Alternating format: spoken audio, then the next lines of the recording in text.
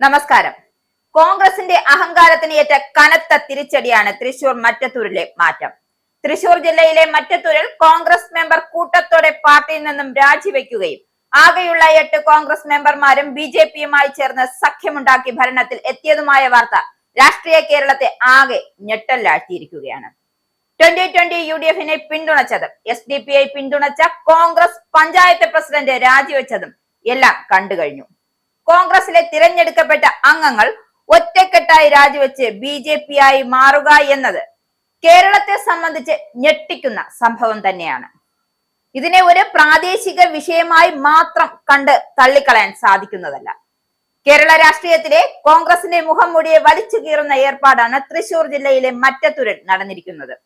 ഇവിടെ BJPയുടെ പിന്തുണയോടെ ഭരണം പിടിക്കുക എന്നതിലുപരി അതിനായി അവർ ചെയ്തിരിക്കുന്നതും പ്രസിഡന്റ് തിരഞ്ഞെടുപ്പിന് തൊട്ട് മുൻപായി രാജിവെക്കുക എന്നതുകൂടിയാണ്.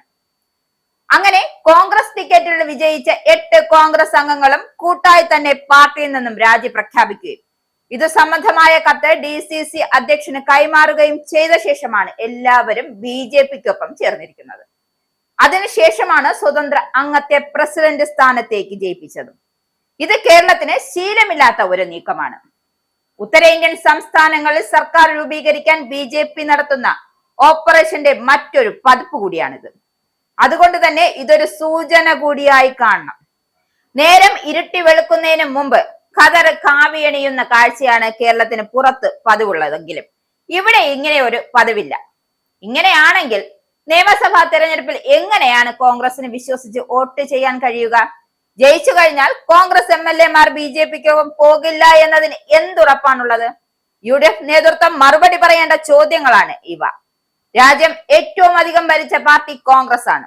ആ കോൺഗ്രസിനെ തകർത്താണ് BJP ഇന്ന് കേന്ദ്രം ഭരിക്കുന്നത്. രാജ്യത്തെ ഏറ്റവും കൂടുതൽ സംസ്ഥാനങ്ങൾ ഭരിക്കുന്നതും BJP കൂടിയാണ്. ഇവിടെയൊക്കെ കോൺഗ്രസ് നേതാക്കളെയും ജനപ്രതിനിധികളെയും അടർത്തിയെടുത്തു തന്നെയാണ് BJP ഭരണം പിടിച്ചിരിക്കുന്നത്. കേരളത്തിൽ തന്നെ മുൻ കോൺഗ്രസ് MLA ആയ AP അബ്ദുള്ളക്കുട്ടി ഖദർ ഉപേക്ഷിച്ചാണ് കാവി അണിഞ്ഞിരിക്കുന്നത്. 24 അംഗങ്ങളുള്ള മറ്റത്തൂരിൽ ഏറ്റവും വലിയ ഒറ്റകക്ഷിയായിരിക്കുന്നതും ഇടതുപക്ഷമാണ്. 10 സീറ്റാണ് ഇടതുപക്ഷത്തിന് ഇവിടെ ലഭിച്ചിരിക്കുന്നത്. കോൺഗ്രസിന് 8 അംഗങ്ങളും BJPക്ക് 4 അംഗങ്ങളുമാണുള്ളത്. ഇതിനു പുറമെ 2 സ്വതന്ത്രരും വിജയിച്ചിട്ടുണ്ട്. ഈ 2 സ്വതന്ത്രരും കോൺഗ്രസ് വിമതരായിരുന്നു എന്നതുകൂടി ഓർക്കണം. ഇതിനുശേഷമാണ് ശരിക്കുമുള്ള ടെസ്റ്റ് ഉണ്ടായത്.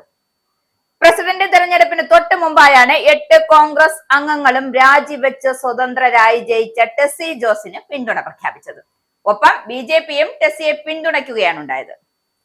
BJPയുടെ ഒരു അംഗത്തിന്റെ വോട്ട് അസാധുവായി എങ്കിലും അത് ഫലപ്രഖ്യാപനത്തെ സ്വാധീനിച്ചിട്ടില്ല. കോൺഗ്രസിലെ ചേരിപ്പോര് ഒന്ന് മാത്രമാണ് ഈ കൂട്ടക്കൂറുമാറ്റത്തിന് ഇടയാക്കിയത്. കോൺഗ്രസുമായും മുസ്ലിം ലീഗുമായും കൂട്ടുകെട്ടുണ്ടാക്കി നിയമസഭാ തെരഞ്ഞെടുപ്പിൽ മത്സരിച്ച ചരിത്രം UDFിനുണ്ട്. ഈ ഓർമ്മ മലയാളിക്ക് ഉള്ളടത്തോളം കാലം സംശയങ്ങളും സ്വാഭാവികമാണ്. പാർട്ടിയിലെ പോരാണ് മറ്റത്തൂരിലെ കോൺഗ്രസ് അംഗങ്ങളെ അല്ലെങ്കിൽ നേതാക്കളെ കാവിപ്പാളയത്തിൽ എത്തിച്ചതെങ്കിൽ നിയമസഭാ തെരഞ്ഞെടുപ്പിലും അത്തരം സാധ്യതകൾ തള്ളിക്കളയാൻ കഴിയില്ല. കാരണം നീണ്ട ഇടവേളയ്ക്ക് ശേഷമാണ് വീണ്ടും ഗ്രൂപ്പിസത്തിന്റെ അതിപ്രസരത്തിലാണ് കോൺഗ്രസ് ഇപ്പോൾ. Aയും Iയും മാത്രമല്ല, പുതുതായി KC വേണുഗോപാലിനും VD സതീശനും വരെ ഗ്രൂപ്പുകളുണ്ട്. ഈ ഗ്രൂപ്പുകൾ തമ്മിലുള്ള പാരവെപ്പും പൊട്ടിത്തെറിയുമെല്ലാം കാലുവാരിയും എത്തിയാൽ അത് BJPക്കാണ് ഗുണം ചെയ്യുക. എന്തായാലും തകർച്ചയിൽ നിന്നും ഉയർത്തെഴുന്നേറ്റ കോൺഗ്രസ് വീണ്ടും തകർച്ചയിലേക്ക് തന്നെ കൂപ്പുകുത്തി വീഴുകയാണ്.